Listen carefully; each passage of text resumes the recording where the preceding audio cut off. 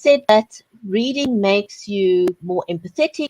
It's a way to escape your life. It can take you to faraway lands and can put you into other people's shoes, into all kinds of exciting things. And moreover, reading is good for your brain. It helps you reduce stress and can help you sleep better. Writing and reading can also inspire you. And today we're going to be talking to another one of our inspirational authors, Mandy Eve-Barnett, and we're going to focus a little bit on her book called Life in Slake Patch. Don't go away. We'll be right back.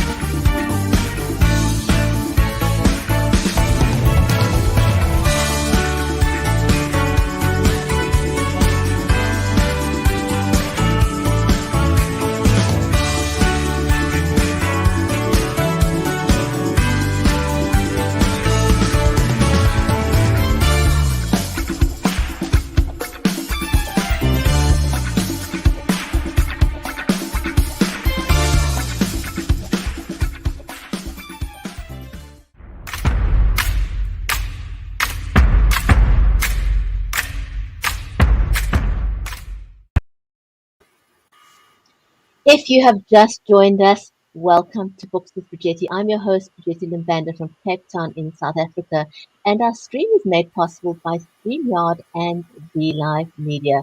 A special warm welcome to your audience because this is an interactive live show.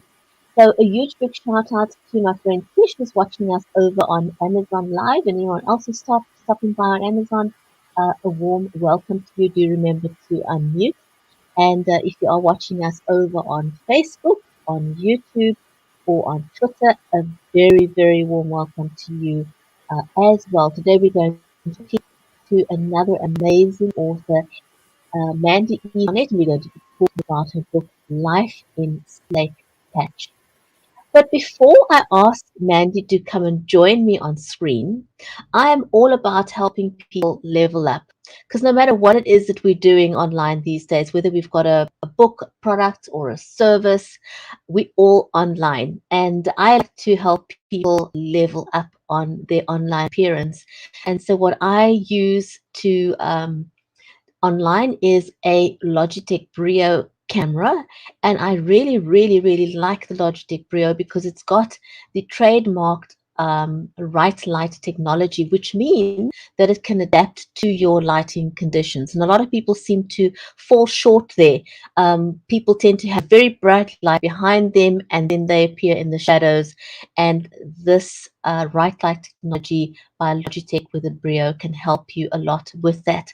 And of course, I also use the Samsung studio audio condenser microphone. And just a fun fact, the very first condenser microphone, USB condenser microphone, was released by Samsung. So that's just an interesting fun fact. But do level up your sound because people will forgive a bad picture, but if they can't hear you, they will tune out. So if you don't want to go the route of getting a big condenser microphone, the other thing that you can do is investing in something like a lapel microphone, and I recommend the Rode lapel microphone. It works brilliantly. You can plug this if you're going live just using your mobile phone. Get one of these so people can hear you clearly, and it also comes with one of these very smart thingies. They call them a windshield, and that takes care of unwanted sounds that you don't want while you are live. So do level up using these, making these little adjustments. So our amazing guest for today is Mandy Eve-Barnett, and we're going to be talking about a book, Life in Slake Patch. If you've never met Mandy before, you will in a moment, but she's a multi-genre author, writing children's, young adults, and adult books full of adventure. And she writes with surprising twists in the plot and genre. So, let's invite Mandy to join us on screen, shall we?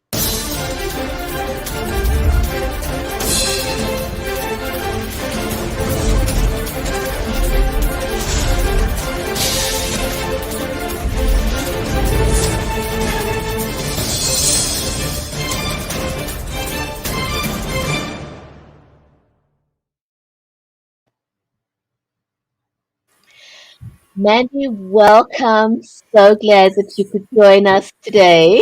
Thank you. Thank you for having me. It's exciting. It's a big pleasure. Now, I've interviewed authors for about 3.5 years now, and it's been an amazing journey. And I just want to tell everyone who's watching us over on Amazon Live, if you go and check out my store on Amazon, you'll notice there's tons of books out there. I've put in a collection of books that I've got. This I don't know if you can see so clearly. Yep. My bookshelves are full, and I've now reverted to ebooks because it's tough. It's really tough. And the book that we're talking about today, Mandy's book, is also in the carousel. So do check that out as well. Mandy, when did you start writing? When did your love affair with books and words and writing start? I have to say it was later in life. I'd always been creative, but writing hadn't sort of clicked with me for whatever reason. I've done every other medium you can think of. But when I emigrated to Canada from England, I just wanted something creative, and I just happened upon a writers group. I thought, well, I'll try it, see what it's like. And I was hooked really quickly because you can create a world, a character, completely from your imagination, and it can go in any direction whatsoever. And I think that's why I love it so much. Oh wow. Oh wow. So did you actually take writing classes to sort of develop your writing style, or how did that happen? Well, with the group, they're very supportive, encouraging. And one of them said, well, just use a writing prompt. So that can be a picture, a selection of words, starting sentence. So I practiced with those to get myself into, how I write, what style I had. I did a lot of those, and that helped me build up my confidence. And because I got great feedback from the group, I learned quite quickly. And then, of course, there's so many classes you can go to. There's so many presentations. There's so many seminars, writing retreats. So I took advantage of anything possible that had to do with writing. And I just built up my skill from doing those. Now you've written 9 books, or did you write 9 books, or just publish 9 books? Did you write more or not publish all of them? I haven't published all of them, no. I've published the 9. I've got 4 sort of in the wings doing their own thing at the moment. But I don't know if everyone knows, but there's something called National Novel Writing Month. And in the month of November, you have to write 50,000 words or more. So you've got 30 days to do that. So I was encouraged when I hadn't been writing very long to try this one year. And that was 2009. But I just thought, I'll try it. We'll see what happens. I managed the 50,000, although I was completely manic for the month. But that's a really good way of not only learning how to do freefall and not do this self-editing every 5 minutes, but also to write to a deadline, which a lot of authors need to learn. Because if publisher says, well, we need it by this date. So I really enjoyed it, although I was manic. I've done that for 12 years now, every November. And it helps sort of propel a story, an idea, into a manageable part of a manuscript, although it's not a complete manuscript for a novel. It gives you a great starting point, and then you can go back, you can revise it, you can edit it, check the continuity, all of that sort of thing. So yes, I mean, I have a few that are on the back burner, but last year, for whatever reason, my mind popped into this detective series, and it's like 3 books, and it just popped into my head, like almost fully formed. I'm thinking, okay, so I'm a free fall writer, but hi, I'm going to show not that people the one. cover. There we Okay, go. and then I have just been writing that. So this November, I've been writing the 2nd book. But Life in Slake Patch was my very, very first nano. So that was the one. And it's the only one of my books that has taken the longest to publish, because it was my first venture into doing a novel. I wasn't happy with it, and I kept going back to it and revising it and editing it and thinking it's not good enough yet. And as my skill improved, I would go back and see, yeah, I need to change that. That needs revision. So it took a while before it was published. And when do you find yourself more creative? You know, some people, they're morning people, so they get up first thing in the morning and they start writing, and other people go through their day and sort of just they'd be with their thoughts, and they'll write in the evening, and other people find that they walk around with a notebook and they make notes throughout the day. What's the process like for you? I try and write when I can. I've got a lot of strings to my bow. I work full time, secretary of the writers group, secretary of the authors cooperative. Plus, I've got home, so I've got a lot of Wow. things I have to do. So I have to manage my time and say, right, this is writing time, and I just focus on the writing. Obviously, when it's November, I'm sort of dashing home from work and writing. So get my word count for the day. But I regularly go on writing retreats with a friend of mine who's also a writer. And that's a really good way of sort of saying, right, this weekend, this is what we're doing. We set out to get as much done as we can. Mm. And your characters in the book, are they all, as a general rule, purely fictional? Is a mixture of your life, people in your life? I think for every author, there's a part of you or people you've met or people you know within your characters. There might be a snippet like a mannerism or how they talk, or someone will react a certain way, and you can utilize that. And I think you can build a character from a genesis of an idea, and then think, well, if I use that, that would really, make them more believable. So I use lots of different avenues for character creation. And do you sort of, I find a lot of authors sort of put familiar hints into their stories for people to find. I don't put hints. What normally happens with my books is that something happens that flips the idea of where you're going with a certain character on its head. So you don't expect it. I don't write to a formula. It's like, if that happened, everyone's going to figure that out like really quickly. And I don't want them to do that. I want them to think, hang on a minute, that's not what was supposed to happen. So it makes them think, and it gives them a surprise, and they're thinking, okay, well, if it wasn't going that direction, where is it going? Yeah. So Life in Slake Patch, tell us a little bit about it. How did you come upon the story? Just developing the storyline. Was it based on real life events? Is it purely fictional? Just tell us a little bit about it. It is fictional. It's what they call a speculative fiction. So it's a pretend future. The actual spark of the idea to write the book was an argument. That's interesting. Yeah. I've heard lots of things, but I don't think I've ever heard that one before.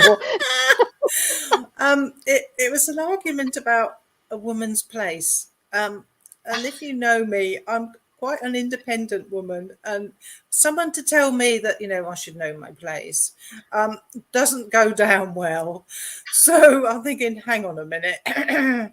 So Slake Patch, I twisted, we live in a patriarchal society, so I flipped that, and the world is now matriarchal society.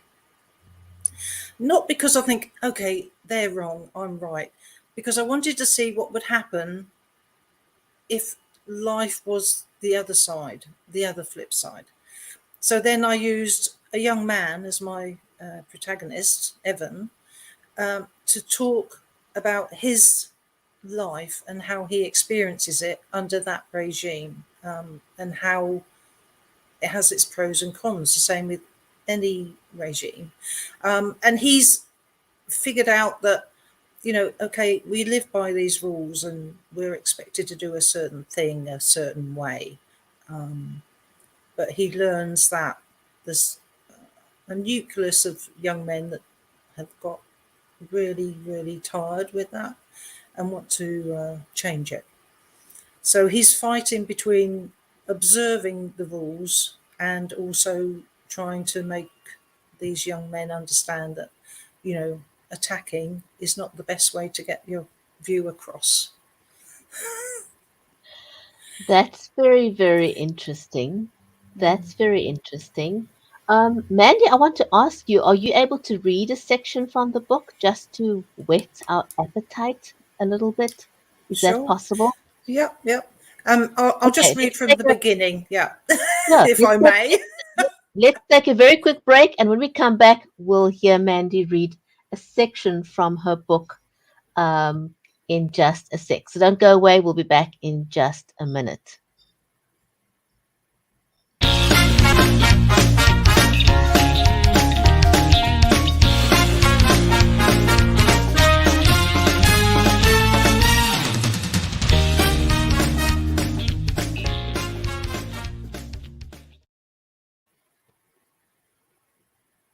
So let's hear a little bit out of the book. Okay. Mine, wrong page. Sorry, people. Jacob's persistence to get me to look at an extraordinary book had gotten the better of my curiosity. He led the way down the steps into the old library basement. The building, its very structure of stone blocks, was in stark contrast to our log buildings, stood as a relic of a world before the Grand War. Dust settled in our wake as visitors were few and far between.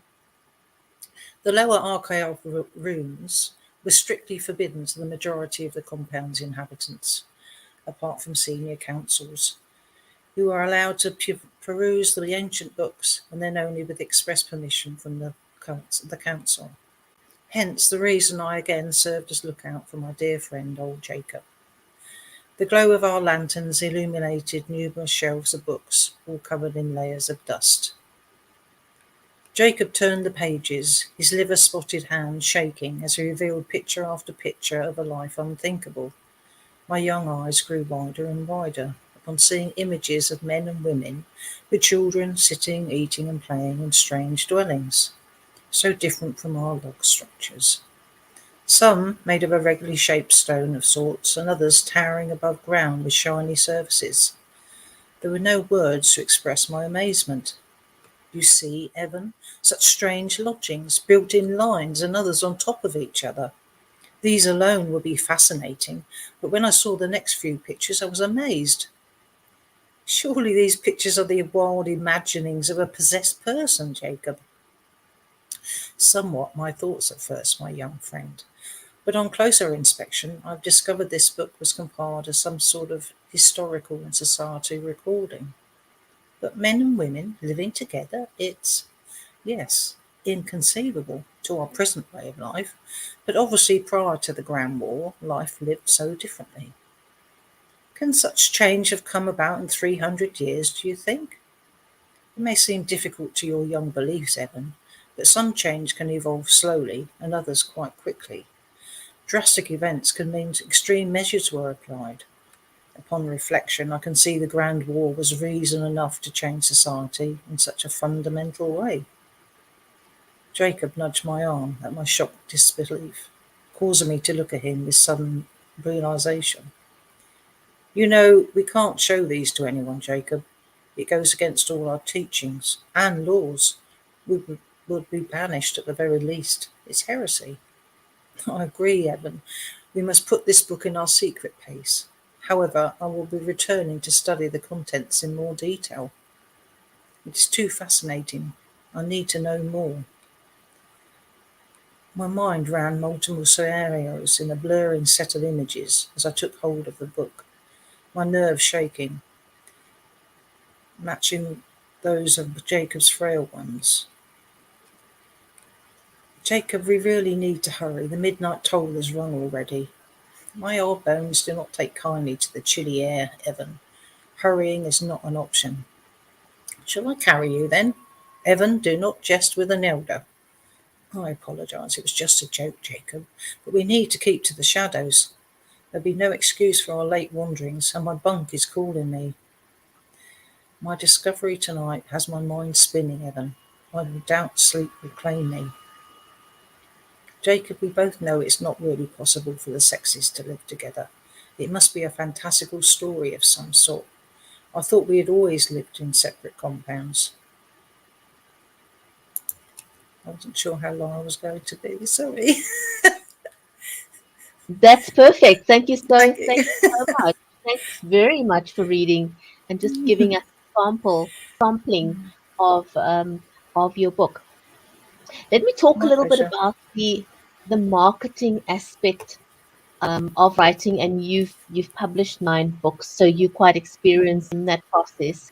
Because a lot of authors, new authors generally think, well, I've written the book, and it's now going to, when it's on the shelf, it's just going to fly off the shelf, and I don't know, my job is done. Is that how it happens? Absolutely not. A book becomes a product, and with any product, you have to sell it. So you have to look at opportunities for interviews like this one, or you go to local book fairs, or you have online presence. You have to have an author platform. And that can be a website or a blog. Social media, obviously, nowadays is the way to go. And you have to think that this book can't be left stagnant. You have to continually find ways to excite a reader to read it. So, say something happens on the news, and it's got something to do with an element of your book, then you can use that on your marketing to link back to your book. And also, I believe that the writing community is very supportive of each other. So if you have a group of other authors that write similar to you, then you can create, a blog hop, as they call it, so you can go from one to the other.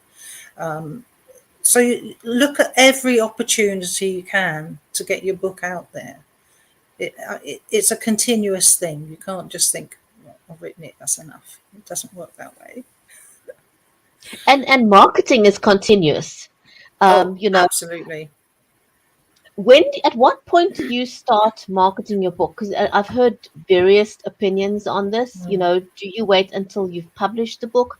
Do you start marketing the book while you're writing the book? What has worked for you? I think you have to start giving teasers about the book as you're writing it. Not at the beginning, because you've got a lot of work to do. But say you've done the first draft and you're into your first set of editing, then start putting out, that my next book is coming at this date, if you know the date, or my new book is about, and then link lots of articles on, just so that people know what is happening within the book, and so that you generate some interest, and then you can say, right, I've got a character, I don't like their name. I'm offering people the opportunity to name this character. There's lots of different ways you can market the book. You just have to be open-minded and look at what people might find interesting in the topic or the theme of your narrative, and utilize that. So talking about, marketing and processes and stuff like that, you've published 9 books, but now this book is what we call or people have started calling them pandemic books. So you've released a book during the pandemic.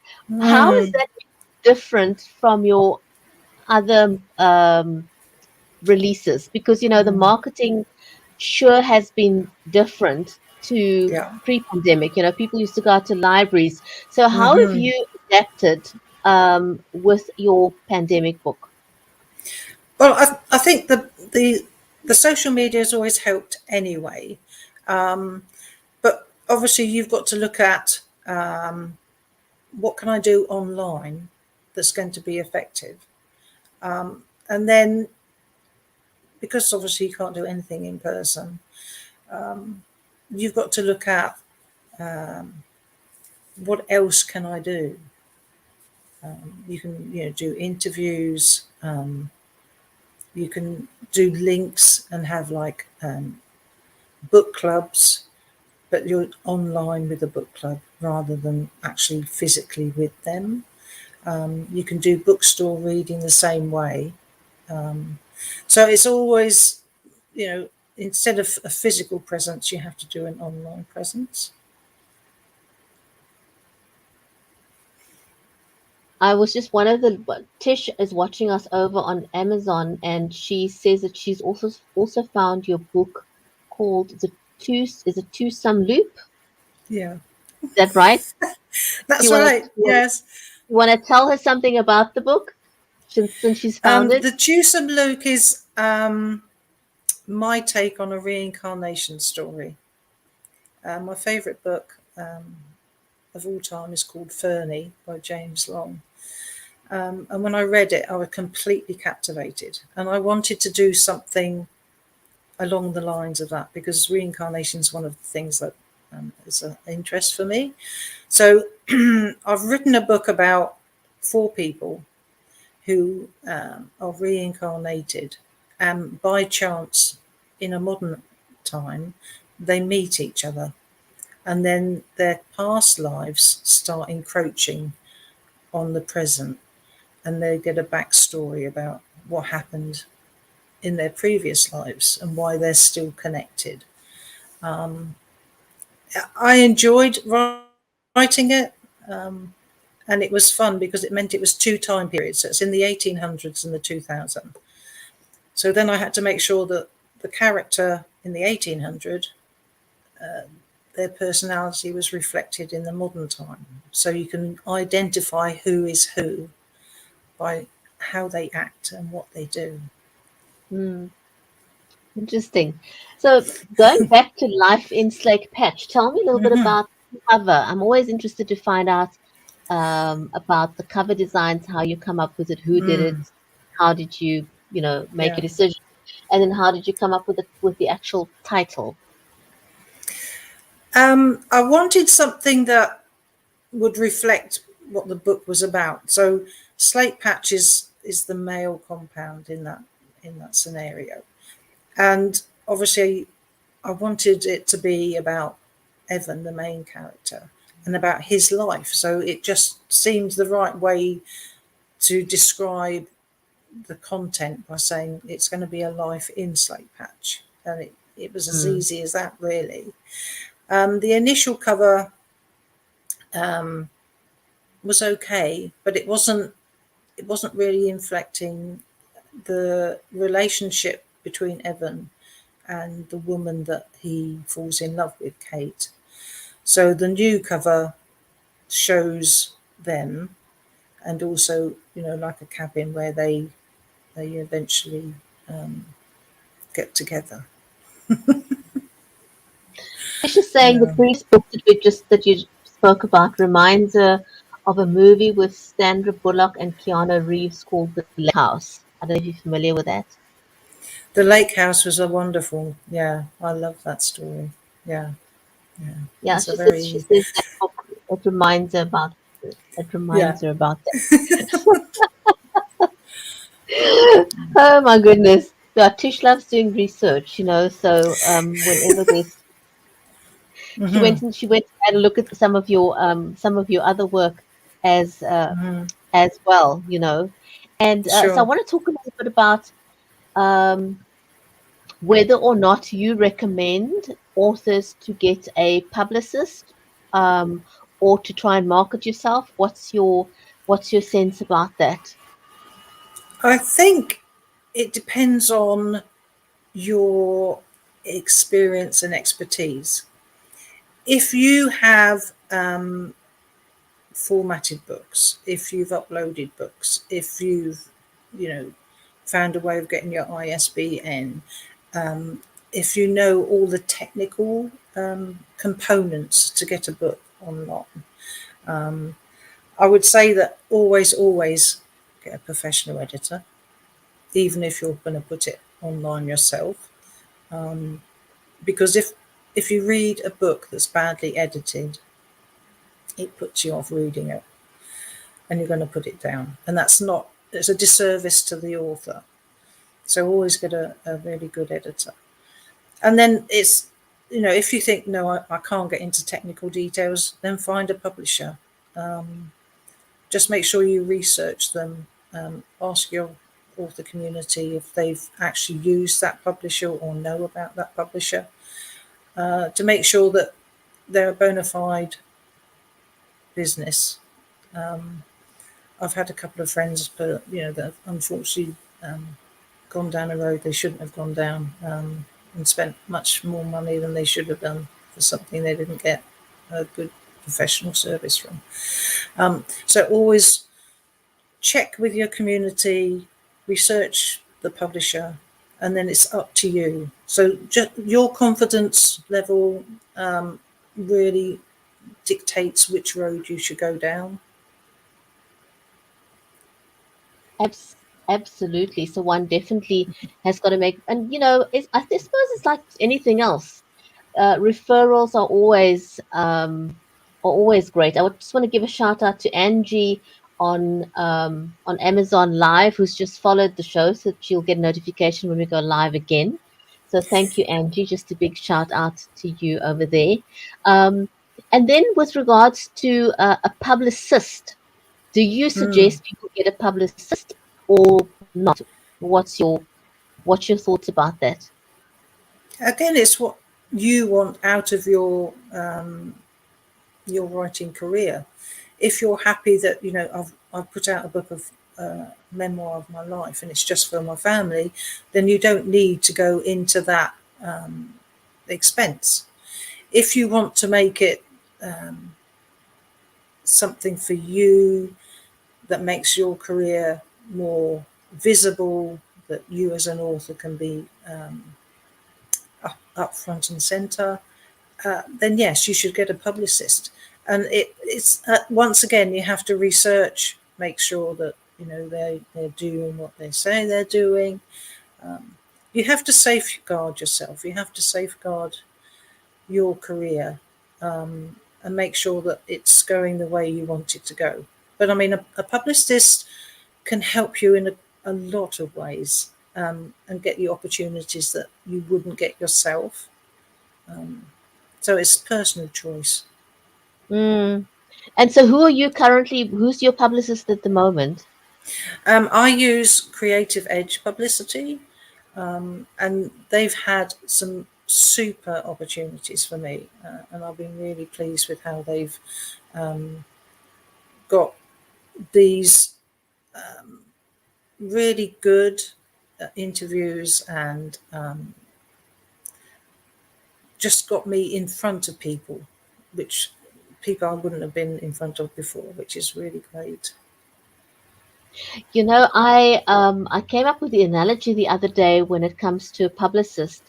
It's like, do you want to walk into a courtroom without a lawyer? Would anyone take you seriously? You It's know, true. whereas if you went into if you went into a situation with somebody and you said, well, I'll expect a letter from my attorney, people do just take you a little bit more seriously, right, when you say, Yeah. I have an attorney.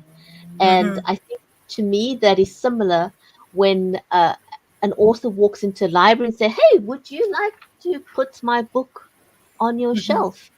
Yeah, Is very exactly. different from you going into the library and say, I'll get my publicist to get in touch with you. Mm-hmm. Doesn't It's it give true. you a sense of, Yeah. it gives you more of a sense of authority, Mm-hmm. um, than not. To me, that is what a publicist kind of does for an author. It helps you level up your status almost. It does. Yeah. I mean, you become. You have to be serious about what you're doing if that's what you want to be. I want to be an author. And I dare Yeah. say, I think also, it's also like with lawyers and doctors. You're not going to choose your lawyer or your doctor from the yellow pages. That might not be the best thing to do, because not all doctors are equal and not all lawyers are equal, and I would say not all publicists are equal. So It's very do your true. homework. Yeah. Do Yeah. your homework. Mandy, what is your, as we wind down, what is your advice to any new author that is one that is just starting out? What is your advice? I would take advantage of any courses that you can that have got to do with writing. I would find people that can help support and encourage you. If you can find a writing group that hasn't got a one genre view, that would be good for you. If that one genre is yours, then join. But if you're still finding out where your writing is or how you write, then find somewhere where you get support and encouragement and constructive critique. I use that term because that's how you will learn. You want someone to say, well, yeah, I understand you've used that sentence structure, but if you did it that way, it reads better. And you haven't Mm, gone into loads and loads of explanation when you could have used a short sentence instead of like half a paragraph. And that's how you will learn. Find workshops, find seminars. If you can, on a writing retreat, and you'll find that the community itself will be very supportive of you if you reach out and say, look, this is what I'm writing, this is the genre it is, you know can you help me understand what's expected in that genre. And we all learn, we continuously learn. There's no way that you can say, well, I've done it all and I know what I'm doing, because mm. you learn all the time. And that's what's great about writing. Absolutely. Now, I did want to ask you also quickly, you are a multi-genre author. Mm, And not everybody does that. How do yeah. you make it work? I write the story. I don't write to the genre. And that's why. I think it's when you're writing it, it becomes evident what the genre is as I'm writing it. Um, so say I've got like a fluffy little monster like my little Rumble, then that's a children's it's obviously a children's book. If I'm writing about two people that fall in love within a community that says that you can't be together, that's going to be adult. Okay. If I've got magic and monsters and, a vengeful witch, then that's fantasy. It just depends on the content and the Mm. story. So you find it pretty easy. It's not a challenge because a lot of authors like to stick to one particular um, Hmm. genre and they won't Hmm. go into something else. But so it's nice to meet someone who isn't afraid to go across um, Yeah. different genres. And I've noticed from your bio that you love twists and plots and things, and Yeah. it's very obvious that you enjoy writing. What's next for you on the cards? I'm actually writing the second book of a trilogy, which is a detective crime story. It's set in Canada, three different cities, three different female detectives, and one villain. And it just came to me. I I've had a couple of authors that have contacted me and said, "What do you mean it came to you?" I said, "Well, just three books came to me. Like that's how it came. I can't explain it. It just popped into my head, and I just thought, okay, I can do that." The only problem with that is most of my work is free floor, and like I just write the story, and I'll sort out continuity and all that later. But with this one, I had to plot because it's like three books. I thought, oh, okay. So I've learned how to plot an arc across three books and also arcs in each book. Um, so that's a new skill that I didn't have before, and it's been such fun because it's new and exciting. Wow, that is amazing. Mandy, it's been amazing um, talking to you. And if you ever decide that you want to come to Cape Town, South Africa, do let me know. I will. I've got a friend that lives there. Oh, you do? Yeah, yeah. Oh, wow. No, In Cape she's Town or no, in Franslock. Yeah, she was my Franschhoek? yeah, she was my old boss. But it's funny because I was born in South Africa. So Wow. Oh my goodness. Oh my goodness. I A know. small world Small world. indeed. Exactly. Very small. Wow. Wow, wow, wow. I must be, it's amazing over the last couple of years that I've been doing interviews. Um, I have come across people that have been to Cape Town or been to South Hmm. Africa at some point, or Yeah. others who've got it on their bucket list. Um, but I don't think I've had anyone who was born here and then relocated. Well, there you are. I'm the first. Oh my goodness, that is absolutely amazing. Well, I wish you well on your journey. When is you said you're having your cover redesigned for this book, right? Yes, that's the new cover. Yeah, So this because is the new, yes, yeah. I wanted something that showed Evan and Kate, um, because it's more a So reflection of the was narrative. was Yeah. this made was this designed specifically um Yes, I've for used a you? certain designer who's in the States, and I mean she's helped me with a couple of designs. Winterbane. She's actually done Twesome Loop. She did the Rython Legacy, and she's done Life in Slake Patch for me, and Yeah. also my Commodore's Gift. So I just like the ways that she understands what's in my head and can get it on the page. And the hut in the background, I don't know if people can see that. Like what's Yeah, there we go.